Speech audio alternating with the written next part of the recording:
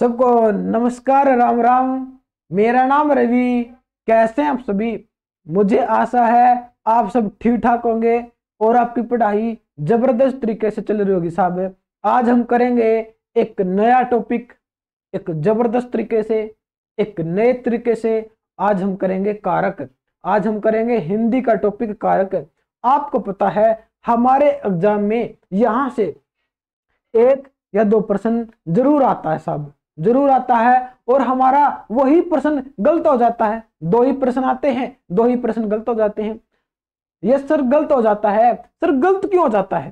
क्योंकि आप हिंदी को हल्के में लेते हो, आप हलवा समझते हो साहब, इसलिए। यस सर, हम हलवा समझते हैं, लेकिन ऐसा नहीं है साहब। अगर आप आसान भाषा में पढ़ोगे तो हिंदी बिल्कुल आसान है, ये मेरी गारंटी साहब है। इस क्लास को देखने के बाद आपका कारक से एक भी प्रश्न नहीं कटेगा और आपका जो कारक से डर बना हुआ है वो डर भी खत्म हो जाएगा। हम ये गारंटी लेते हैं साहब। तो चलिए अपना टॉपिक करते हैं, हिंदी का कारक। ठीक है सर, हिंदी का चैप्टर कारक करवाओ। कारक करने से पहले एक महत्वपूर्ण सूचना साहब, एक महत्वपूर्ण सूचना। सर्व महत्वपूर्ण सूचना क्या है? अगर आप मैथ पढ़ना चाहते हो और आपका मैथ कमजोर है तो आपको पता है मुकेश सर का, अपने मुकेश सर का बैच आया हुआ है। सर कहां पर आया हुआ है? परीक्षा ऐप के ऊपर आया हुआ साहब, परीक्षा ऐप के ऊपर। देखो आपको जो स्क्रीन पर दिखाई दे रहा होगा कि मुकेश सर का बैच आया हुआ है, परीक्षा ऐप के ऊपर आया हुआ है। परीक्षा ऐप का लिंक वीडियो के नीचे है साहब। अगर आप मुकेश सर का बैच लेना चाहते हो तो वीडियो के नीचे परीक्षा ऐप का लिंक है और आप मुकेश सर का बैच ले सकते हो। अगर आपको मैथ पढ़ना है बिल्कुल आसान तरीके में, अपनी भाषा में, और बेसिक से लेकर टॉप तक सारे सवाल करवा रखे हैं सर ने। ठीक है सर, अब हम अपना टॉपिक करते हैं साहब।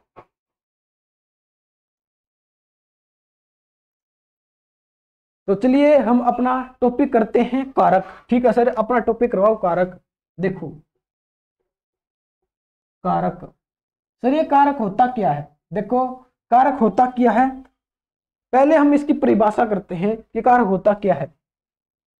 संज्ञा, सर्वनाम, संज्ञा सर्वनाम व क्रिया, क्रिया के साथ संबंध बताने वाले शब्द, बताने वाले शब्द क्या कहलाते हैं? कारक कहलाते हैं साहब। संज्ञा सर्वनाम या क्रिया के साथ संबंध बताने वाले शब्द कारक कहलाते हैं। सर हमें यह बात समझ में नहीं आई, एक लाइन में बताओ, एक लाइन में बताओ। मतलब ये है जो संज्ञा के साथ आते हैं वही कारक है, जो संज्ञा के साथ आते हैं वही कारक है। सर उदाहरण दो, उदाहरण दो। उदाहरण जैसे मोहन ने, मोहन ने, ठीक है सर, मोहन ने, मोहन ने क्या है? ने क्या है? कारक है। मोहन क्या है? संज्ञा है। संज्ञा के साथ आने वाले शब्द क्या कहलाते हैं? कारक कहलाते हैं। कारक क्या है? ने है। जैसे मेरा नाम रवि है, जैसे मेरा नाम रवि है। सर जैसे क्या? आप हो ही रवि, आप हो ही रवि। जैसे जैसे मेरा नाम रवि है। ठीक है सर, रवि के साथ क्या आता है? को। रवि को, रवि को, रवि क्या है? संज्ञा है। को क्या है? को कारक है। ठीक है सर, हमें आपकी बात समझ में आ गई है कि कारक होता क्या है। संज्ञा के साथ आने वाला शब्द कारक कहलाता है। ठीक है सर, अगला प्रश्न बताओ। देखो आपको पता है कि कारक 8 प्रकार के होते हैं। हमारी हिंदी के अंदर कारक 8 प्रकार के होते हैं साहब। देखो कारक 8 प्रकार के होते हैं, कारक 8 प्रकार के होते हैं। आपसे बस इतना पूछा जाएगा कि कारक कितने प्रकार के होते हैं। आपको तरह तरह के ऑप्शन मिलेंगे, लेकिन आपको लगाना है 8।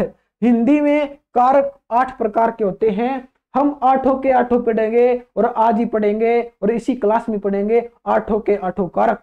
ठीक है सर, कारक 8 प्रकार के होते हैं, लिखवा देते हैं। पहले मैं इसको रफ कर दूं फिर दोबारा से लिखता हूं। ठीक है सर, जैसी आपकी इच्छा।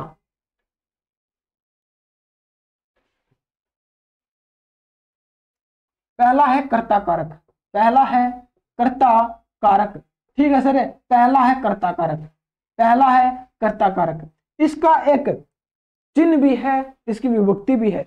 क्यों?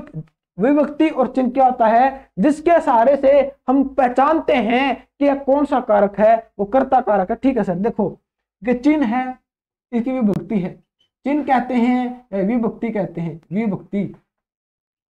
चिन्ह को ही हम विभक्ति कहते हैं, विभक्ति को हम चिन्ह कहते हैं। जिस वाक्य में कर्ता ने मिले, जिस वाक्य में ने मिले, मतलब वो कौन सा कारक है? कर्ता कारक है, ठीक है सर। कर्ता ने, आपको ये टेबल याद होगी, मुझे आशा है आपको ये टेबल याद होगी, क्योंकि आपने बचपन में हिंदी पढ़ी होगी, कारक पढ़ा होगा। ये सर पढ़ा है, हमें टेबल भी याद है। कर्ता ने कर्म कारक है, कर्ता ने कर्म को, तीसरा कारक कौन सा है? कर्ता ने कर्म को करण ऐसे लिख देता हूं मैं, करण से, ठीक है सर। करण कारक है और करण से यहां आएगा, ठीक है सर, करण यहां आएगा। कर्ता ने कर्म को करण से अगला आएगा संप्रदान, संप्रदान के लिए। संप्रदान क्या होता है साहब? संप्रदान होता है को और के लिए, को और कोई के लिए, को और के लिए, ठीक है सर।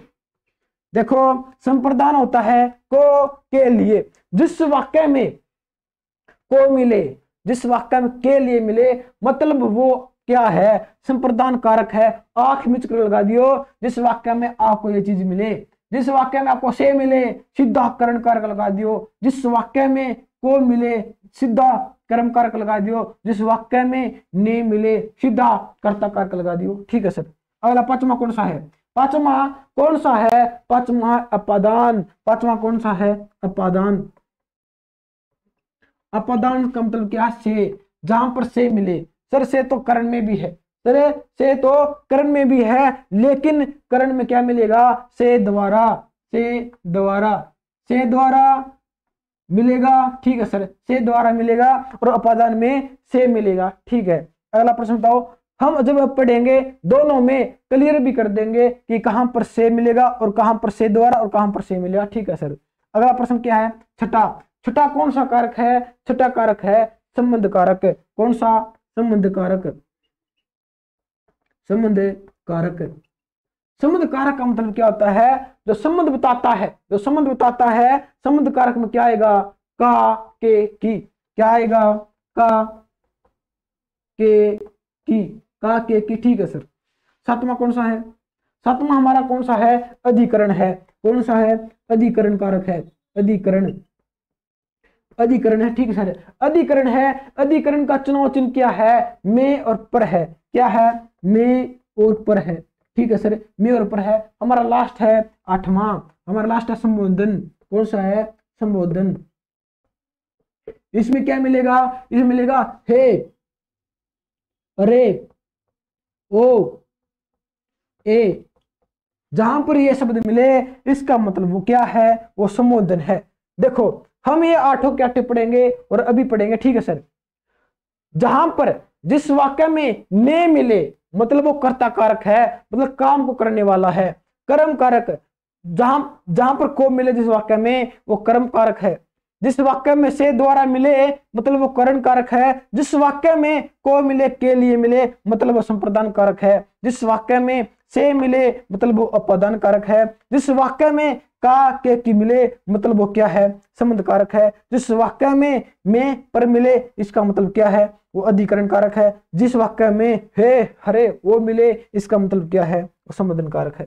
इसका स्क्रीनशॉट ले लो साहब, पहले इसका स्क्रीनशॉट ले लो। यही हमारे आगे काम आएंगे आठों के आठों कारक पढ़ने के लिए, ठीक है सर। हमने इसका स्क्रीनशॉट ले लिया है, अब एक एक करके पढ़ाओ, ठीक है।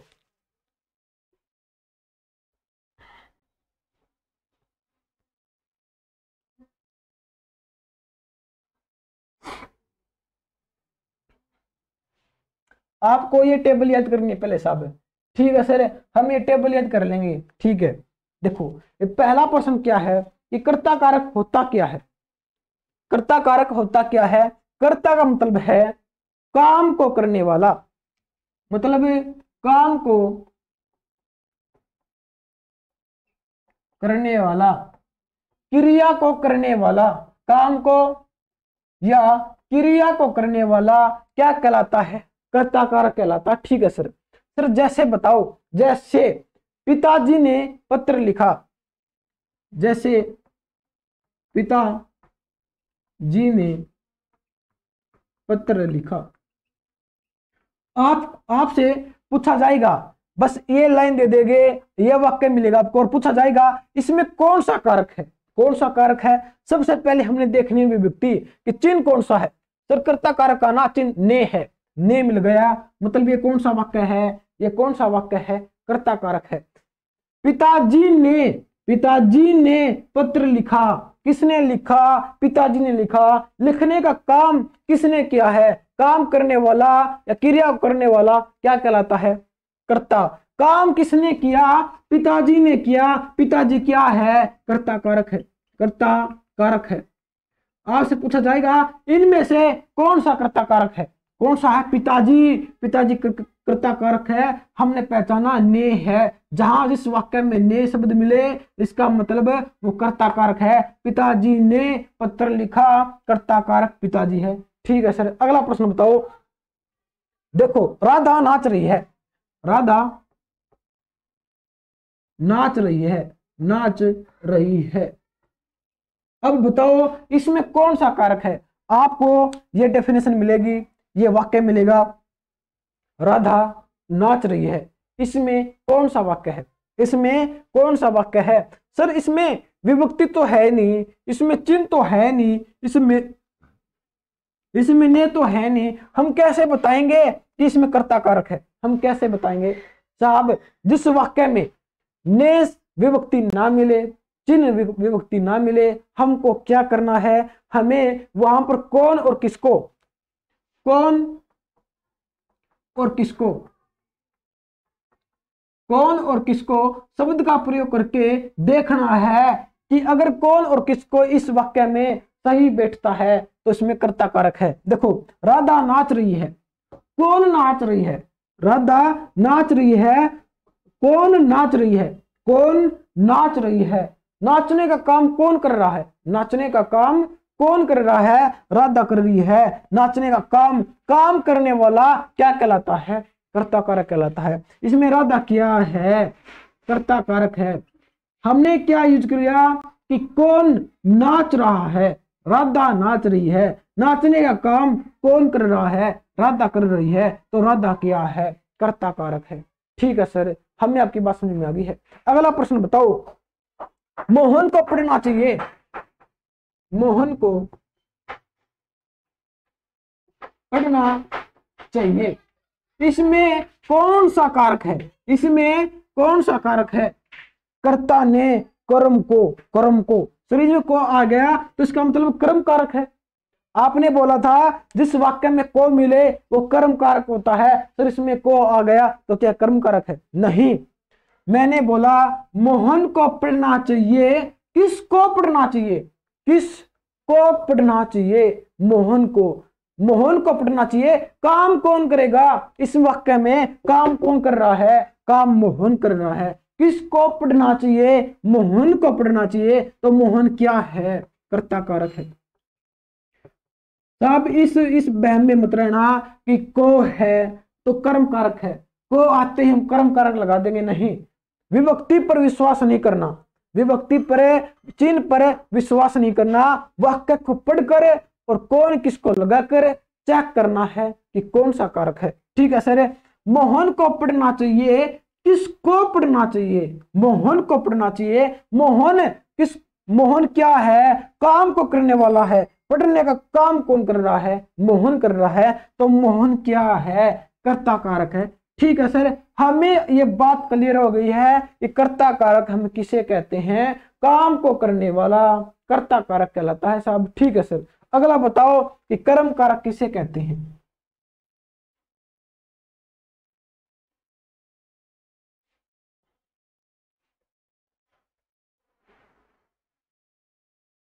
अगला है कर्म कारक। कर्म कारक, ठीक है सर। कर्म कारक बताओ। देखो इसमें विभक्ति या चिन्ह को सी लगती है। कर्म को, कर्म को साहब, कर्म को, ठीक है सर। जिस वाक्य में को मिलेगा, जिस वाक्य में को मिलेगा वो क्या है, कर्म कारक है, ठीक है सर। सर उदाहरण दो इसका, कर्म को का उदाहरण दो। उदाहरण क्या इसका, उदाहरण इसका, उसने राम को पढ़ाया, उसने राम को पढ़ाया, ठीक है सर, उसने राम को पढ़ाया। कर्म कारक का मतलब क्या होता है सर, आपने इसकी परिभाषा तो बताई नहीं। कर्म का मतलब वो है जिस वस्तु पर, जिस व्यक्ति पर काम का प्रभाव पड़े। मैं लिख देता हूं, जिस व्यक्ति पर, ठीक है सर, जिस व्यक्ति पर, वस्तु पर, जिस व्यक्ति वस्तु पर काम का प्रभाव पड़े, काम का प्रभाव पड़े, वो क्या है, वो कर्म कारक है। जिस व्यक्ति पर वस्तु पर काम का प्रभाव पड़े वो क्या है, कर्म कारक है। और जिस वाक्य में को मिले वो क्या है, कर्म कारक है। ठीक है, हमने चेक करना है को क्या है, को मिल गया, को मिल गया, ठीक है सर, ये कर्म कारक है। को मिलते ही हमने क्या लगाना है, कर्म कारक है, ठीक है सर। हम एक बार चेक भी कर लेते हैं कि उसने राम को पढ़ाया, उसने राम को पढ़ाया, काम का प्रभाव किस पर पड़ रहा है, राम पर पड़ रहा है। किस पर, राम पर। पढ़ने का काम कौन कर रहा है, पढ़ने का काम कौन कर रहा है, राम। तो पढ़ाई का काम, पढ़ाई का बोझ किसके ऊपर पड़ रहा है, राम पर। तो राम क्या है, कर्म कारक है। राम के साथ को भी लग गया तो कन्फर्म हो गया साहब, ये क्या है, कर्म कारक है। जिस व्यक्ति वस्तु पर काम का प्रभाव पड़े वो है कर्म कारक। राम पर पढ़ाई का बोझ पड़ रहा है, उसने राम को पढ़ाया, पढ़ा, पढ़ा कौन, पढ़ा राम। तो क्या है, राम इसमें कर्म कारक है, ठीक है सर, बात क्लियर। अगला उदाहरण दो। अगला उदाहरण क्या है, अगला उदाहरण है राम ने पानी पिया, राम ने पानी पिया।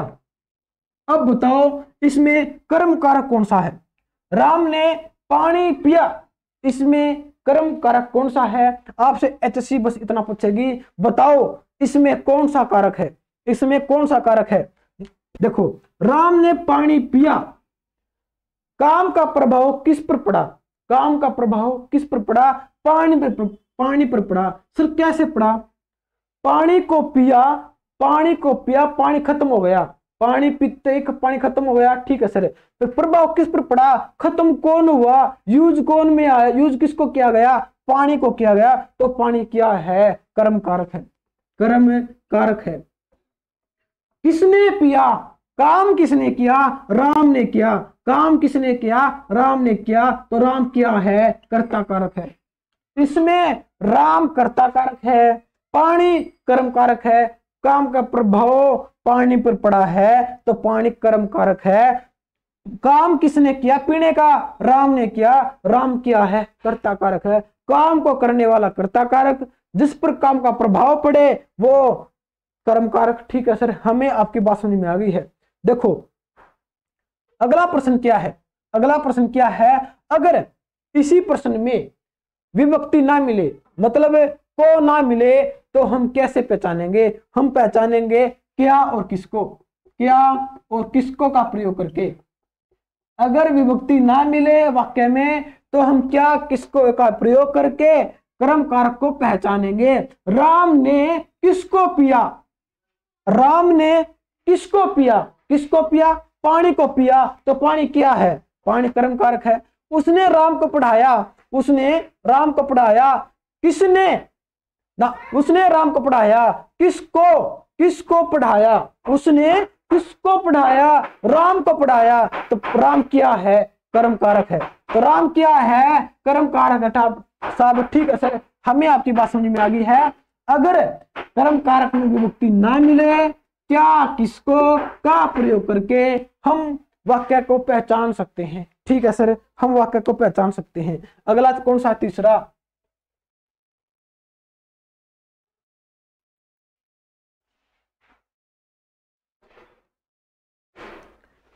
अगला है तीसरा। देखो इसी के अंदर भी है एक अपवाद है। तीसरा करने से पहले इसका अपवाद कर लेते हैं, पहले अपवाद कर लेते हैं, नहीं तो ये रह जाएगा अपवाद। ठीक है सर, ये हमारा कर्म कारक का अपवाद है, कर्म कारक का अपवाद है। अपवाद क्या सर? अपवाद क्या है? दिशा के रूप में, दिशा के रूप में, दिशा के रूप में या जाने के रूप में, जाने के रूप में।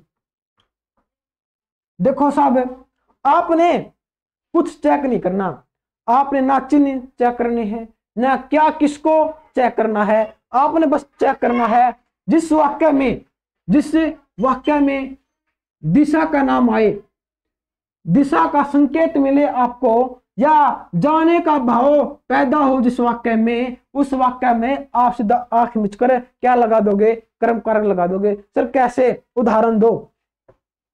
राम वन में जाता है, राम वन में जाता है, राम वन में जाता है, जाने का काम हो रहा साहब, इसमें जाने का काम हो रहा है, जाने का काम होगा तो कौन सा कारक है? कर्म कारक है। ठीक है, अगला कौन सा है? मंदिर के चारों तरफ बगीचा है, बगीचा है। मंदिर के चारों तरफ क्या है? बगीचा है। चारों तरफ किसका संकेत कर रहा है? चारों तरफ किसका संकेत कर रहा है? दिशा का। अगर जिस वाक्य में दिशा मिले, जिस वाक्य में जाने का भाव पैदा हो, उस वाक्य में कौन सा कारक होता है? कर्म कारक होता है। बात खत्म। ठीक है, आपने बस दो चीज देखनी है, दिशा और जाने का भाव जिस वाक्य में हो, आंख मिचकर लगा दियो कर्म कारक। जिंदगी में आपका यह वाक्य कभी गलत नहीं होगा साहब। ठीक है सर, अगला प्रश्न क्या है?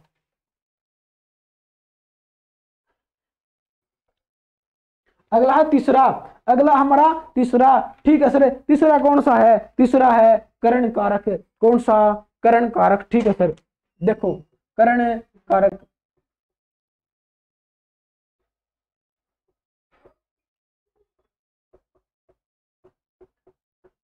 इसका मतलब क्या है? करण कारक का मतलब क्या है? जिस साधन से, जिस वाक्य में, जिस साधन से, जिस माध्यम से काम किया जाए वो क्या है? करण कारक है। जिस साधन से या माध्यम से काम किया जाए, जिस साधन से या जिस माध्यम से काम किया जाए वो कौन सा है? करण कारक है। ठीक है सर, जैसे उदाहरण है, राम कलम से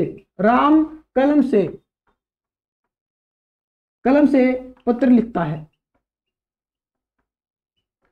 राम कलम से पत्र लिखता है। किससे लिखता है? राम कलम से क्या लिखता है? पत्र लिखता है। किससे? काम किससे कर रहा है? साधन कौन सा उसके पास है? किस माध्यम से कर रहा? वो कौन सा तरीका है? वो कलम से। कलम क्या है? करण कारक है। करण कारक है। हमने पढ़ा था, अगर जिस वाक्य में से मिले, जिस वाक्य में से मिले वो क्या है? करण कारक है। वो क्लियर हो गया साहब? ये सर क्लियर हो गया। राम कलम से पत्र लिखता है। किससे लिखता है? कौन सा वो साधन है उसके पास? कौन सा वो तरीका है? कौन सा वो माध्यम है जिससे वो पत्र लिख रहा है? कलम से। कलम क्या है? करण कारक है। ठीक है सर, अगला प्रश्न बताओ। अगला, जैसे राम ने रावण को बाण से मारा। यह हमारा उदाहरण है। राम ने रावण को बाण से मारा। किससे मारा? किस साधन से मारा? बाण से मारा। बाण क्या है? करण कारक है। करण कारक है। हमने बात करी थी, जिस साधन से, जिस माध्यम से काम किया जाए, काम किससे किया गया है? बाण से। मारने का काम किससे किया गया है? बाण से। साधन कौन सा है? बाण है। बाण तो क्या करण कारक है। किसको मारा? रावण को। प्रभाव किस पर पड़ा? काम का प्रभाव किस पर पड़ा? रावण पर पड़ा। रावण क्या है? कर्म कारक है। रावण क्या है? कर्म कारक है। ठीक है सर। मारने का काम किसने किया? काम करने वाला कौन है? काम करने वाला राम है। तो रावण क्या है? राम क्या है? कर्ता कारक है। काम को करने वाला कर्ता कारक राम है। कर्म का प्रभाव किस पर पड़ा? असर किस पर पड़ा? इफेक्ट किस पर पड़ा? रावण पर पड़ा। तो कर्म कारक है। किससे मारा? वो साधन कौन सा था जिससे मारा? वो है बाण। बाण क्या है? करण कारक है साहब। कौन सा है? करण कारक है। ठीक है सर, हमें आपके बात समझ में आ गई है। अपवाद बताओ इसका। इसका भी एक अपवाद है, करण कारक का भी एक अपवाद है। पहले इसका स्क्रीनशॉट ले लो साहब। ठीक है सर, हम ले लिया है। इसका अपवाद है, देखो, अगर किसी वाक्य में अंग भंग मिले, अंग भंग मिले, किसी वाक्य में अंग भंग मिले, ठीक है सर, के साथ मिले, के साथ मिले, के साथ मिले, ठीक है सर। अगला कौन सा है? समय का पूछा जाए, समय का पूछना मिले या बताना मिले, बताना मिले, उस वाक्य में हमेशा करण कारक होगा। हमेशा याद रखना, जिस वाक्य में अंग भंग मिले, ठीक है सर, अंग भंग मिलेगा, ठीक है, के साथ मिलेगा, ठीक है सर, समय का पूछना मिले या बताना मिले, अगर ये चीजें किसी वाक्य में मिलती है, आंख मिच कर लगा दियो, करण कारक है वो। जिंदगी में कभी गलत नहीं होगा, जिंदगी में कभी गलत नहीं होगा, वो करण कारक है। ठीक है सर, एक है ना, उदाहरण दो, उदाहरण दो, जब हमें समझ में आ गया। जैसे जैसे उदाहरण है, वो है एक आंख से अंधा है, वह एक आंख से अंधा है, मतलब अंग भंग है। एक आंख से अंधा है, दूसरी नहीं है, इसका मतलब अंग भंग है। तो अंग भंग है तो क्या है ये? करण कारक है। कौन सा कारक है? करण कारक है। आंख मिच कर लगा दियो, ठीक है। जैसे वह एक कान से बहरा है, वह एक कान से बहरा है, मतलब एक कान से सुनाई देता है, दूसरे से सुनाई नहीं देता। इसका मतलब क्या है? अंग भंग है। तो इसमें भी क्या है? करण कारक है। ठीक है सर, इसके साथ उदाहरण दो। जैसे वह अपने पति के साथ बाजार गई, बाजार गई। जिस वाक्य में के साथ मिले, तो मतलब क्या है? वो करण कारक है। जिस वाक्य में के साथ मिले, मतलब वो क्या है? करण कारक है। आंख मिच कर लगा दियो, करण कारक है, बात खत्म। ठीक है सर, समय का पूछना मिले, तीसरा है, हम आज 5 बजे बाजार में जाएंगे। जिस वाक्य में समय का संकेत मिले, तो मतलब क्या है? वो करण कारक है। 5 बजे क्या बता रहा है? समय बता रहा साहब, इसलिए क्या ये? करण कारक है। बस आंख मिच कर लगाना है, करण कारक है, बात खत्म। ठीक है सर, अगला करते हैं चौथा।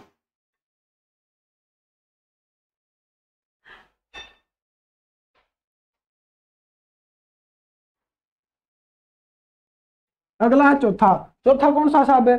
चौथा है संप्रदान कारक।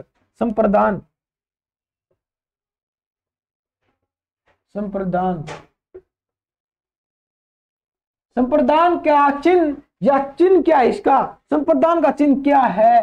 को के लिए। जिस वाक्य में को के टी मिले, इसका मतलब क्या है? उस वाक्य में संप्रदान कारक है। क्या है? संप्रदान कारक है। ठीक है सर, इसकी डेफिनेशन क्या होगी? संप्रदान की? जिसके लिए काम किया जाए,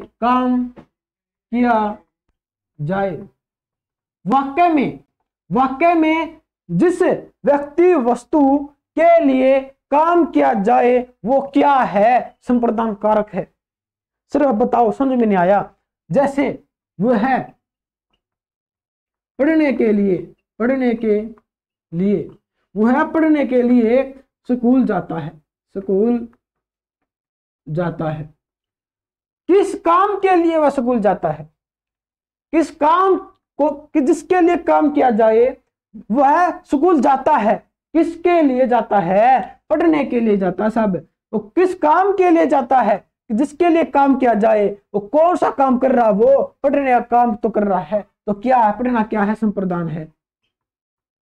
जिस काम के लिए कोई काम किया जाए, जिस काम के लिए कुछ जिसके लिए काम किया जाए वो क्या है? संप्रदान कारक है। वो जाने का काम कर रहा है, वो क्रिया कर रहा है जाने का।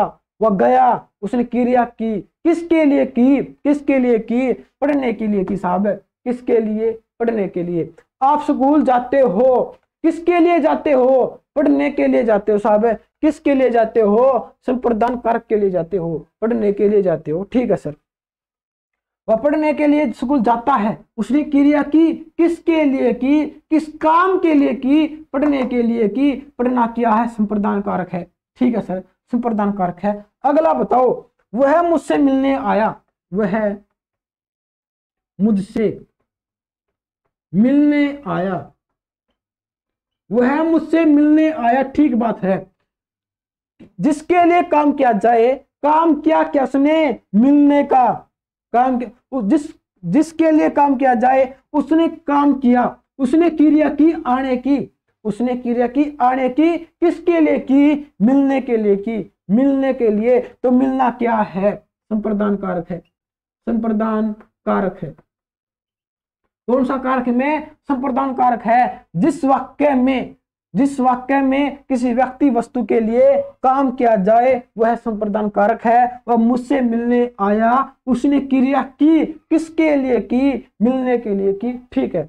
तीसरा उदाहरण कौन सा इसका? तीसरा उदाहरण कौन सा है? राम ने रावण को बाण से सीता के लिए मारा। सीता के लिए मारा। देखो साहब, राम ने रावण को बाण से सीता के लिए मारा। किसके लिए मारा? किसके लिए मैं मारा साहब? किसके लिए? किसके लिए काम किया राम ने? किसके लिए काम किया? सीता के लिए किया। सीता क्या है? संप्रदान है। क्या है? संप्रदान कारक है। संप्रदान।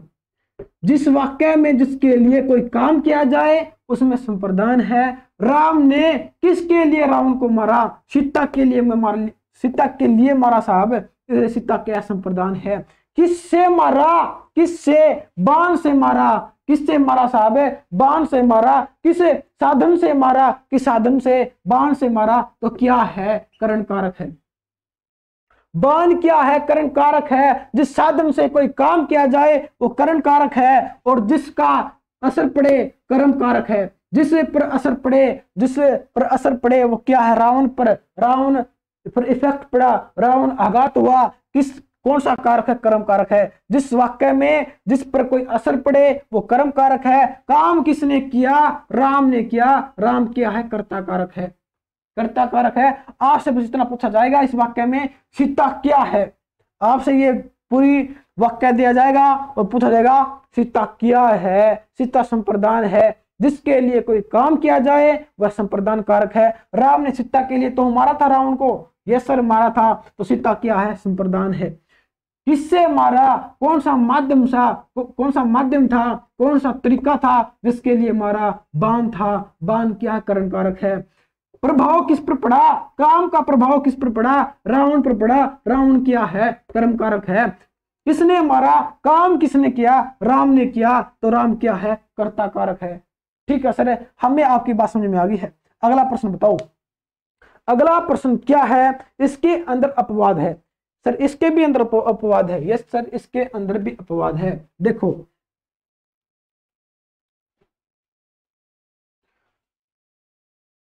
अपवाद क्या इसके अंदर? सर अपवाद बताओ। देखो अपवाद है नमस्कार मिले। अगर आपको किसी वाक्य में नमस्कार मिले तो वह वाक्य क्या है? संप्रदान कारक है। इस संप्रदान में क्या है? दान है। संप्रदान वाक्य में, संप्रदान में क्या दिखाई दे रहा है आपको? दान दिखाई दे रहा है। अगर कोई चीज हमेशा के लिए दी जाए, हमेशा के लिए दी जाए, तो उस वाक्य में क्या होगा? उस वाक्य में संप्रदान कारक होगा। जिस वाक्य में नमस्कार मिले, ठीक है, जिस वाक्य में कोई चीज हमेशा के लिए दी जाती है, उस वाक्य में क्या होगा? संप्रदान कारक होगा। ठीक है सर, उदाहरण दो इनका। देखो, उसने पिताजी को नमस्कार किया। उसने पिताजी को नमस्कार किया। जिस वाक्य में नमस्कार मिल जाए, कान बंद करके, आंख बंद करके क्या लगाना है? क्या लगाना है? संप्रदान कारक लगाना है, संप्रदान। जिस वाक्य में नमस्कार मिले, आंख बंद करके सीधा डायरेक्ट ठोक दियो, संप्रदान। ठीक हो जाएगा साहब, जिंदगी में कभी गलत नहीं होगा। ठीक है, अगर कोई चीज हमेशा के लिए दी जाती है, जैसे सीता ने रावण को भीख दी। क्या दी? भीख दी। ठीक है सर, सीता ने रावण को भीख दी। भीख हमेशा के लिए दी जाती है साहब। भीख हमेशा के लिए दी जाती है, ऐसा तो नहीं आप भीख देते हो और अगले 1 घंटे के बाद कहते हो अरे उल्टी दे मेरी। आप ऐसा नहीं कहते, क्योंकि भीख एक बार देने के बाद आप वापस नहीं लेते। कोई चीज एक बार देने के बाद वापस ना ली जाए, उस वाक्य में क्या होगा? संप्रदान कारक होगा। जैसे सीता ने रावण को भीख दी, इसका मतलब यह हुआ कि भीख वापस नहीं ली जाती। क्या आप ऐसा करते हो कि भीख देने के बाद कहते हो अरे उल्टी दे दे मेरी? आप ऐसा नहीं कहते। वापस दे दे मेरी, आप ऐसा नहीं कहते। तो क्या है? संप्रदान कारक है। ठीक है सर, हमें आपकी बात समझ में आ गई है। अगला प्रश्न बताओ। अगला है 5वां।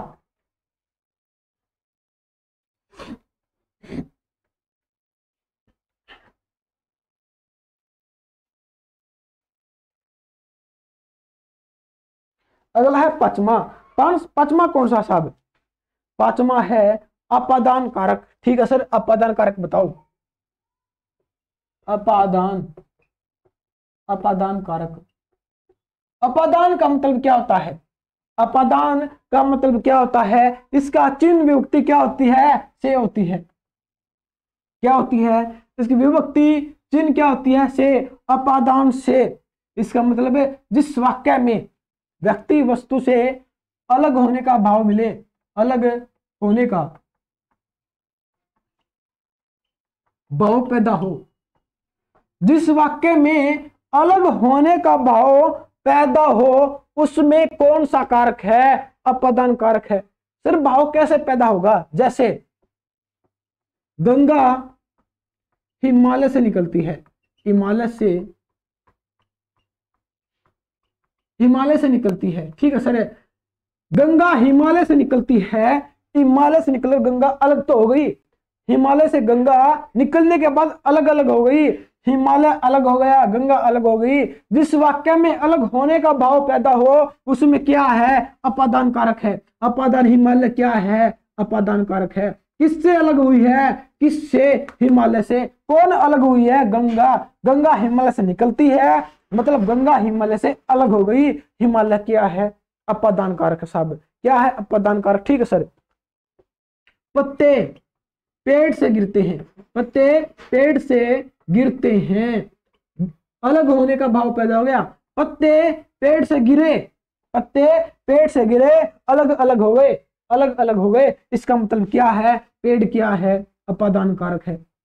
जिससे अलग होया जाए, किससे अलग हुआ है? पेड़ से। क्या अलग हुए हैं? पत्ते। तो पेड़ क्या है? अपादान कारक है।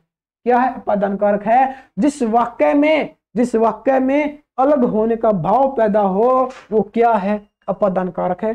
ठीक है सर। इसका अपवाद भी है, इसका एक अपवाद भी है। ठीक है सर, अपवाद करवाओ। अपवाद क्या है? अपवाद जिस वाक्य में तुलना की जाए, जिस वाक्य में तुलना की जाए, उस वाक्य में क्या होगा? अपादान कारक होगा। हमेशा याद रखना, जिस वाक्य में तुलना की जाए उसमें हमेशा अपादान कारक होता है। ठीक है सर। तुलना कैसे करेंगे? तुलना कैसे करेंगे? राम सोहन से बड़ा है। राम है जो सोहन से बड़ा है, तो राम क्या है? अपादान कारक है साहब। क्या है? किससे बड़ा है? सोहन से बड़ा है। राम सोहन से बड़ा है, ठीक है सर, बड़ा है। इसमें कौन सा कारक है? अपादान कारक है। सर कैसे? देखो, राम है जो सोहन से बड़ा है, राम बड़ा है, सोहन छोटा है, अलग होने का भाव पैदा हो गया, अलग अलग दिखने लग गए कि राम बड़ा है, सोहन छोटा है, अलग भाव पैदा हो गया, अलग भाव कि वो बड़ा है वो छोटा है, तो अलग भाव हो गया। अलग भाव होने के कारण ये कौन सा कारक है? अपादान कारक है। ठीक है सर। सीता गीता से तेज है, मतलब दिमाग से तेज है साहब, वैसे वाली तेज नहीं है, वैसे वाली तेज नहीं है, दिमाग से तेज है। सीता गीता से तेज है, जो सीता है गीता से तेज, सीता गीता से तेज है साहब, तेज है। तेज का मतलब क्या है? अलग होने का भाव पैदा हो गया, अलग होने का भाव पैदा हो गया कि वो अलग दिखाई दे रही है, वो तेज है, बुद्धिमान है। सीता गीता से बुद्धिमान है, इसलिए ये वाक्य अलग हो गया, अलग होने का भाव पैदा होता है। तो कौन सा है? अपादान कारक है। कौन सा है? अपादान कारक है। ठीक है सर, हमें आपके बात समझ में आ गई है। अगला प्रश्न बताओ, अगला प्रश्न क्या है? संबंध कारक।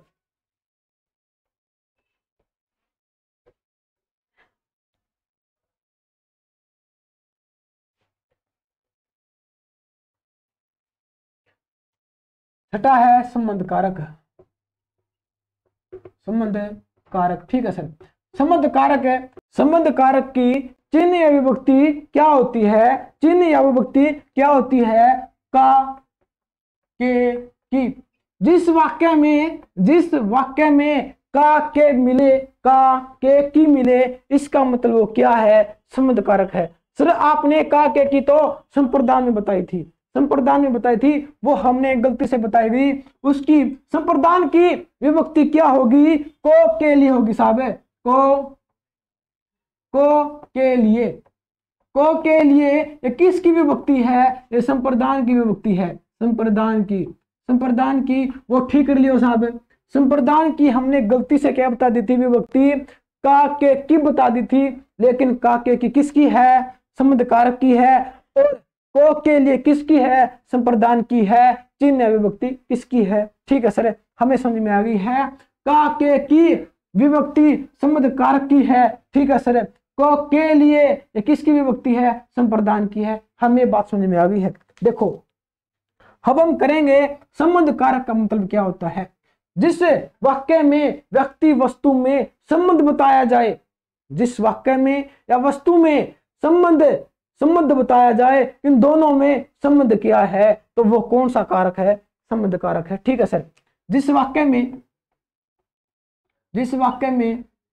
व्यक्ति वस्तु में संबंध बताया जाए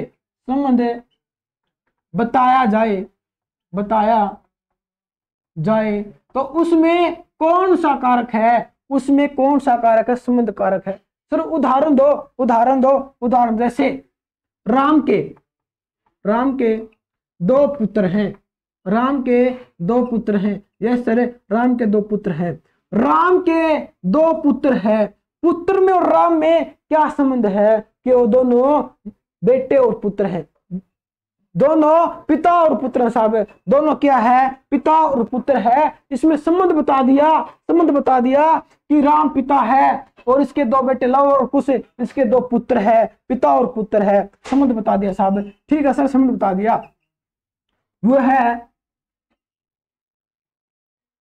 अपने भाई से मिलने गया, इसमें कौन सा कारक है? वो है अपने भाई से, अपना भाई से मिलने गया। संबंध बता दिया कि वह उसका भाई था,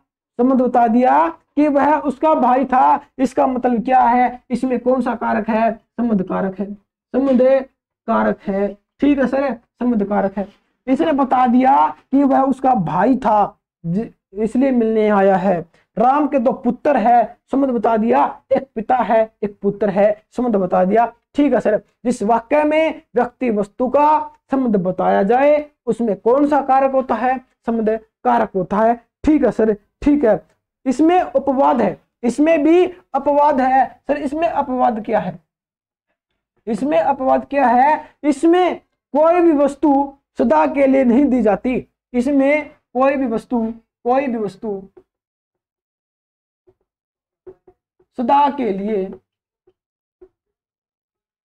नहीं दी जाती।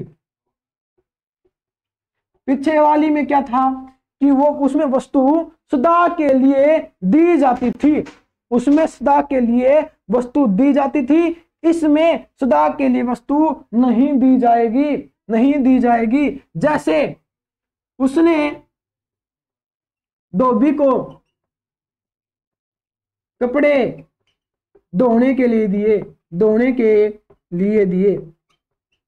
इसमें कौन सा कारक है, इसमें संबंध कारक है, क्योंकि उसने धोबी को कपड़े धोने के लिए दिए साहब। वो 1-2 घंटे के बाद उसको वापस दे देगा साहब, वापस दे देगा। हमेशा के लिए नहीं दिए कि जा तू ये रख ले, उसने हमेशा के लिए नहीं दिए, वो धोने के लिए दिए है। वो धोने के बाद वापस दे देगा, वापस दे देगा। तो मतलब क्या है, इसमें संबंध कारक है। इसमें हमेशा के लिए वस्तु नहीं दी जाती, इसमें कुछ घंटों के लिए या कुछ दिनों के लिए चीज दी जाती है फिर वापस ली जाती है। तो कौन सा है, संबंध कारक है। जैसे मैंने उसको अपनी किताब पढ़ने के लिए दी, पढ़ने के लिए दी। मैंने अपनी किताब उसको पढ़ने के लिए दी, पढ़ने के लिए दी। इसका मतलब क्या है, उसने किताब पढ़ने के लिए दी है, रखने के लिए नहीं दी कि रख लिए तू, रखने के लिए नहीं, पढ़ने के लिए कि 2-3 घंटे पढ़ने के बाद या 1 दिन पढ़ने के बाद मेरे वापस कर दिए, मेरे वापस कर दिए। तो मतलब क्या है, संबंध कारक है। आगे समझ, हाँ जी समझ में आ गई है। इसका मतलब क्या होता है। अगला प्रश्न क्या है, अगला प्रश्न हमारा अधिकरण कारक है, अधिकरण। ठीक है सर, अधिकरण बताओ।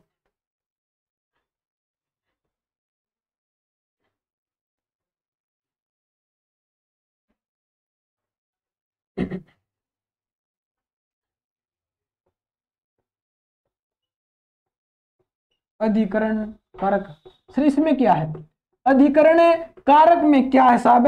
अधिकरण की डेफिनेशन क्या है कि क्रिया काम किस आधार पर हो रहा है, किस पर हो रहा है साहब, ये इसकी डेफिनेशन है। मतलब काम कहां पर हो रहा है, काम कहां पर हो रहा है, इसका मतलब ये है कार्य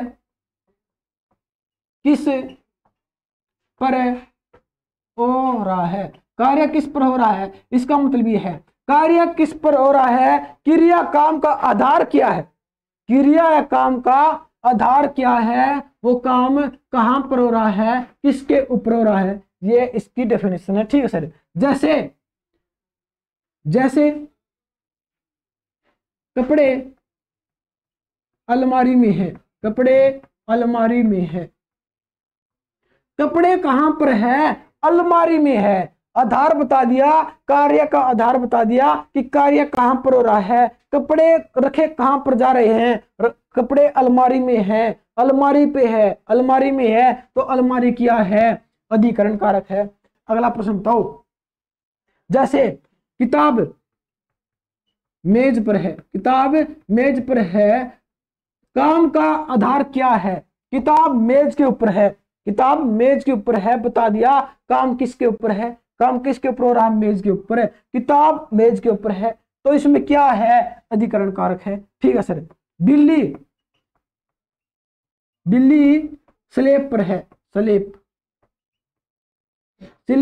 बिल्ली स्लेब पर है, मतलब क्या है, बिल्ली काम पर है, स्लेब के ऊपर है, काम का आधार क्या है, स्लेब है। तो क्या है, इसमें अधिकरण कारक है। ठीक है सर। अगला प्रश्न क्या है कि आम पेड़ पर लगा हुआ है, आम पेड़ पर लगा हुआ है, आम कहां पर है, पेड़ के ऊपर है। काम का आधार बता दिया कि काम कहां पर है, और काम का आधार क्या है कि पेड़ पर लगा हुआ है। आम पेड़ के ऊपर लगा हुआ है, इसका मतलब है काम का आधार बता दिया, काम की स्थिति बता दी, काम की स्थिति बता दी, काम की पोजीशन बता दी, किस स्थिति में हो रहा है, किस पोजीशन में है, वो है हमारा अधिकरण कारक, वो होता हमारा अधिकरण कारक। ठीक है सर। कपड़े अलमारी में है, कपड़े किस पोजीशन में है, कपड़े की स्थिति में है, ये बता दिया, अधिकरण कारक है। ठीक है। किताब मेज पर है, किस स्थिति में है, किस पोजीशन में है, वो हमारा होता है अधिकरण कारक। ठीक है सर। अगला प्रश्न बताओ। अगला है संबोधन कारक। संबोधन,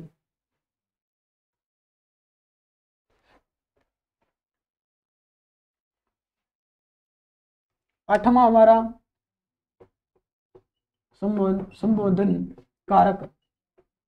इसकी विभक्ति क्या होती है, इसकी विभक्ति क्या होती है, इसकी होती है ए, अरे, ओ।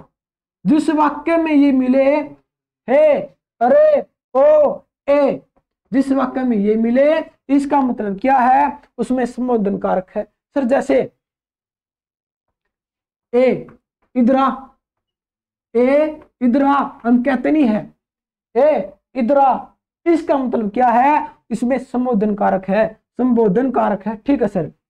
अगला क्या है, अरे तूने क्या कर दिया, तूने क्या कर दिया, क्या कर दिया, हम कहते नहीं है अरे तूने क्या कर दिया, अरे ऐसा हो गया क्या, अरे तूने ऐसा क्या कर दिया, ए इधर आ, इसमें क्या है, संबोधन कारक है।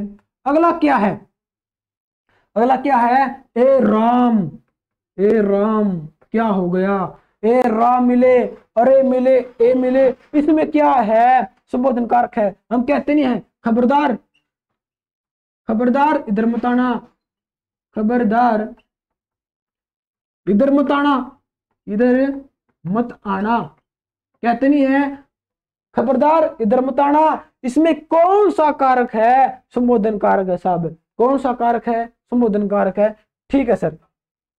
देखो हमने 8 के 8 कारक कर लिए साहब, ये मेरी गारंटी है, इस क्लास को देखने के बाद आपका एक भी नंबर है कारक से नहीं कटेगा। अगर आपको हमारी क्लास अच्छी लगे, लाइक करो, कमेंट करो, और HSC math with Mukesh YouTube channel को कर दो सब्सक्राइब। और तब तक के लिए धन्यवाद।